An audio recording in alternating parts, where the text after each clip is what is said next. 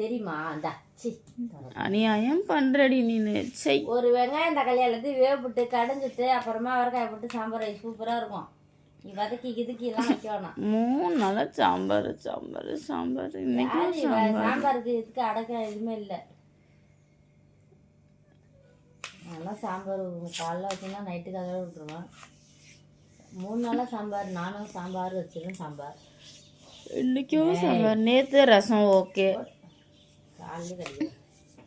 ரசம் கூட டெய்லியும் வச்சு கொடுத்துட்டு குழம்பு சாம்பார் வேண்டாம் எனக்கு. ரசம் தானே திங்க பிடிக்குதா?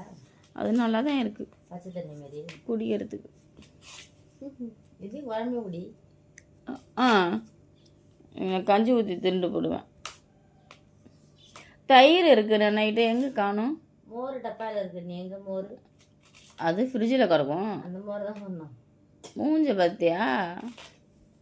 சண்டே மோர் வாங்கிட்ட வைப்பாச்சு, தயிர் வாங்கிட்ட வைப்பாங்க. மோர் உள்ளே இருக்கு போதுன்ட்டான்.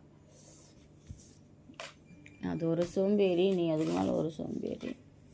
7 மணிக்குள்ளே செய்ய முடியுமா முடியாதா? இதே தான் ரெடி ஆயிடுச்சா? பருப்பு போட்டினா நான் எங்கே ஊற்றுனேன்? ஓட்ட குடத்தில் சாய்ச்சினா தண்ணி ஊற்றுங்க. அது ஓட்ட குடம் கிடையாது. கழுத்தில் ஓட்ட இருக்கு. கழுத்தில் உடஞ்சிச்சு அது. அவ்வளோதான்.